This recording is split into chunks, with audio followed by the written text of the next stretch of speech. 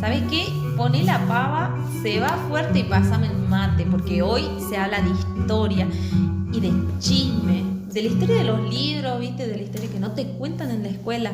¿Quién se peleó con quién traicionó a quién? Y lo más importante, ¿quién terminó tomando mate solo? Acá no nos guardamos nada. Vení, sentate que vamos a charlar un ratito. Y bueno, si estuvieron con nosotras en el episodio anterior, mamita, terminamos en un caos total. Revoluciones por acá, guerras civiles por allá, unitarios peleándose con federales, pactos que duraban lo que dura un mate lavado y batallas cada 5 minutos. Bueno, después de toda esa novela, por fin empezamos con la construcción del país. Y bueno, en realidad ahí ya arrancamos mal. ¿Por qué? Porque acá entra el profe chismoso de la historia, Oscar Oxlack, y le tira la posta. Una cosa es tener un país y otra cosa muy distinta es tener un estado. Nosotros solemos usar país, nación y estado como si fueran sinónimos, pero para nada. Y Oxlack lo deja clarito. Anota. País, el terreno, el lote, el territorio en el mapa. Nación, la gente, lo que comparten historia, cultura, identidad. El somos todos argentinos. Estado, el que pone orden. La organización política con instituciones, leyes, autoridades. El que realmente gobierna. O sea, después de la independencia, ya teníamos el lote y medio estábamos armando el nosotros, la nación. Pero nos faltaba lo más difícil, que es el que el Estado funcione de verdad, que no sea solo bandera y discursos. Y bueno, eso es lo que vamos a chusmear hoy, porque según Oxlack, un Estado no sale de la nada como por arte de magia. Se construye de a poco ganando poderes. Ahora, ¿qué poderes? Meter autoridad en todo el territorio, cobrar impuestos, o sea, que te caiga la FIP pero versión de 1850, administrar justicia, crear instituciones que duren, que otros países te reconozcan y bueno, lo más difícil, que la gente sienta que pertenece a eso. Y para arrancar esta obra aparece el protagonista, Justo José de Urquiza, el que después de ganarle a Rosas en Caseros 1852, dijo, bueno, ahora sí organizamos esto. Che, pero ¿por qué fue tan importante Caseros? Y porque Rosas llevaba muchos años concentrando el poder en Buenos Aires y seguía postergando la sanción de una constitución nacional. Muchas provincias querían avanzar hacia una organización institucional y Urquiza terminó encabezando ese proceso. O sea, que Caseros no fue solamente una batalla para sacar un gobernador, también fue una batalla sobre cómo debía organizarse el país. Tal cual. O sea, gana Urquiza y ¿qué hace después de esa victoria? Convoca a todos los gobernadores al acuerdo de San Nicolás. La idea era, juntemos un congreso constituyente y escribamos de una vez la constitución para organizar el país. Y hasta ahí parece que todo iba bien, bastante bien, hasta que apareció otra vez el personaje conflictivo de nuestro podcast.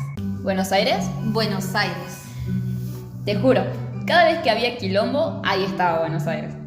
Perdón, pero de verdad parece que cada vez que había un problema estaba Buenos Aires metido ahí.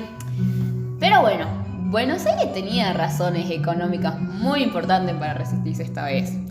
Controlaba el puerto y sobre todo la aduana. Y la aduana era la principal fuente de ingresos del país. Entonces, aceptar el acuerdo de San Nicolás significaba compartir esa recaudación con el resto de las provincias y perder buena parte del control sobre el comercio exterior. O sea que detrás de un conflicto político había en realidad un conflicto económico. Exactamente. Y eso explica por qué Buenos Aires rechazó el acuerdo. Se separó de la Confederación y decidió no participar en el Congreso Constituyente. Pero bueno, a pesar del disgusto de Buenos Aires, el Congreso dijo, nosotros seguimos igual. Y en 1853 sacó la Constitución Nacional. Ahí se estableció que la Argentina sería una república representativa, republicana y federal. Se organizó la división de poderes y se definieron las funciones del gobierno nacional. Pero, o sea, había un pequeño detalle. El distrito más rico del país seguía afuera. Así que sí, había constitución, pero todavía no había un estado realmente unificado. Y acá vuelve Oxlack a tirarnos la posta, porque él dice, escribir leyes es fácil. Lo difícil es que esas leyes se acepten, se apliquen en todo el país, y eso que en 1853 estaba lejísimo. Y hay algo que me llamó mucho la atención leyendo este periodo.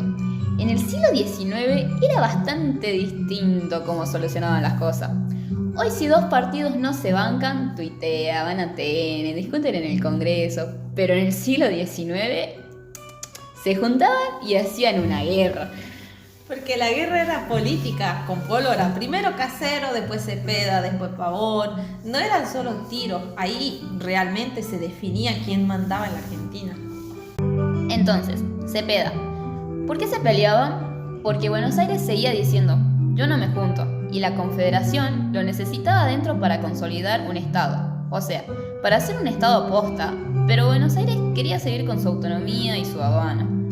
Y acá ganó Urquiza, que no, eso los obliga a firmar el Pacto de San José de Flores, y gracias a ese acuerdo Buenos Aires aceptó reincorporarse a la Confederación, aunque, bueno, consiguió algunas modificaciones a la Constitución. O sea, volvió, pero negociando bastante. Y 2 años después, Pavón. Acá el quilombo es que nadie se pone de acuerdo en quién ganó militarmente, pero políticamente lo ganó Bartolomé Mitre. Y lo más chismoso es que Urquiza todavía tenía posibilidad de seguir enfrentándose a Mitre, pero bueno, decidió retirarse y volver a Entre Ríos. Y esa decisión terminó dejando prácticamente la cancha libre para que Buenos Aires arranque la organización nacional. Ahí empieza una nueva etapa, porque por primera vez el gobierno nacional pudo comenzar un proceso más firme de construcción de Estado. Y así llegamos a Bartolomé Mitre. Creo que muchas veces se lo recuerda solamente como uno de los presidentes históricos, pero en realidad su laburo no era solamente posar para el cuadro. Sí, Mitre asumió en 1862 como el primer presidente del país, ya unificado, y su principal desafío fue hacer que ese Estado realmente funcionara. Porque una cosa era ganar una batalla y otra muy distinta era gobernar un país y que el país realmente funcione. Y acá vuelve a aparecer Oslac, porque él explica que el Estado va adquiriendo capacidades. No nace completo, hay que construirlo. Y eso fue justamente lo que empezó a hacer Mitre. Fortaleció primero el Ejército Nacional, impulsó el funcionamiento del Congreso y consolidó la administración pública. Y buscó que el gobierno central, pudiera ejercer autoridad sobre todas las provincias. En otras palabras, el objetivo era que dejara de haber varios poderes dispersos y existiera una autoridad nacional efectiva. Exactamente. Y eso también implica crear instituciones permanentes, porque un Estado no puede depender solamente de la persona que ocupa el puesto de presidente. Necesita tribunales, funcionarios, oficinas públicas, sistemas de recaudación, ejército y reglas, principalmente que continúen funcionando aunque cambien los gobiernos. Es decir, en otras palabras, el Estado empezaba a hacerse visible en la vida cotidiana de la gente. Y ese es justamente uno de los puntos que destaca Oslac, porque el Estado aparece cuando abre una escuela, instala un juzgado, organiza el correo, realiza un censo o cobra impuestos. No es solamente un presidente dando discursos. ¿Y por qué todas las élites querían tanto construir un Estado fuerte? ¿Era solamente por una cuestión política? ¿Poder? No.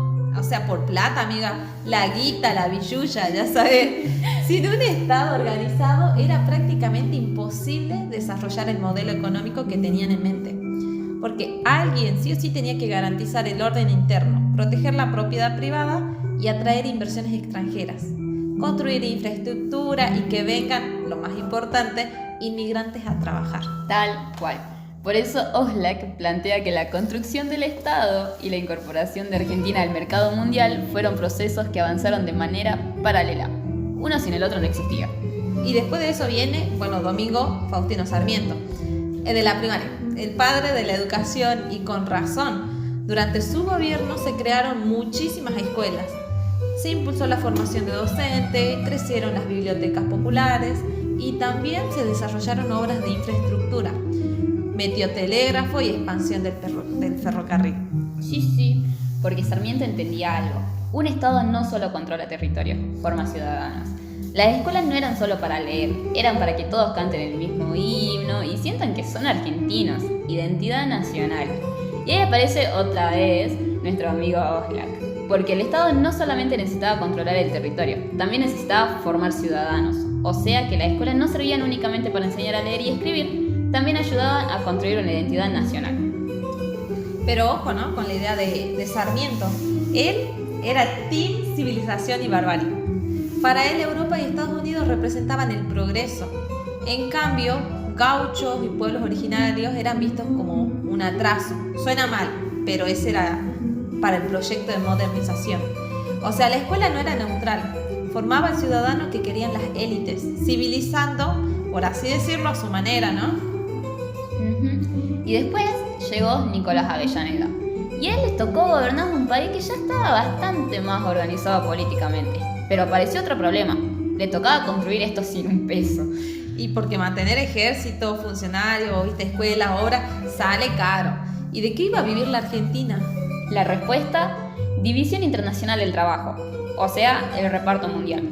Inglaterra hace fábricas, Argentina hace comida y materias primas.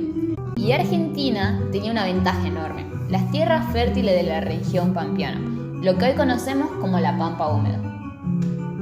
Son tierras buenísimas. Eso de ventaja comparativa nos convenía, ¿no? O sea, trigo, maíz, lana, carne, antes que competir con Europa en industria. Entonces, el Estado empezó a buscar la forma de resolver esas dos carencias, la falta de capital y de mano de obra. Por un lado, fomentó la llegada de capitales extranjeros, principalmente británicos, y esas inversiones financiaron bancos, puertos y sobre todo los ferrocarriles. Y los trenes lo eran todo. Llevaban la producción al puerto para exportar, pero también unían al país y metían al Estado en todos lados. Llevaban gente, cosas, funcionarios, soldados. Claro, función económica, sí. Función política, también. Más Estado, más territorio controlado, porque favorecían el modelo agroexportador, pero al mismo tiempo colaboraban con la integración del territorio y el fortalecimiento del Estado nacional. En las exportaciones había un producto estrella, el tasajo o charqui, que era carne salada, seca y muy barata y fácil de conservar, y se exportaba principalmente hacia Brasil y Cuba. Y acá hay un dato picante. Ese tasajo alimentaba en gran parte a la población esclavizada de las plantaciones. O sea, nuestro comercio estaba atado indirectamente a la esclavitud americana. Ahora bien, entonces, en 1880 suele considerarse que este proceso de organización nacional entra en una nueva etapa. El modelo agroexportador permitió que la economía creciera muchísimo. Pero ojo, el Estado fuerte no es lo mismo que democracia. El poder quedó en pocas manos. Elecciones con fraude y control político, por así decirlo. Estado sí, democracia todavía no. Pero bueno, nos alargamos muchísimo. Entonces, si tuviéramos que resumir todo este proceso en una sola idea, diríamos que construir un Estado no fue elegimos un presidente y listo. Fue hacer instituciones, ejército, leyes, escuelas, correo, trenes, traer inmigrantes y armar un modelo económico que lo banque. Fue largo, sí, conflictivo también. Lo hicieron las élites para tener orden y meter a la Argentina en el mundo. Fueron un combo, Estado y agroexportación. Uno necesitaba al otro sí o sí. Sin Estado no hay modelo y sin modelo no hay Estado. Y así, después de revoluciones, traiciones y batallas, Argentina empezó a ser un Estado de verdad. De verdad, posta. Bueno, gracias por escucharnos. Nos vemos en el próximo episodio de Historia entre Mates.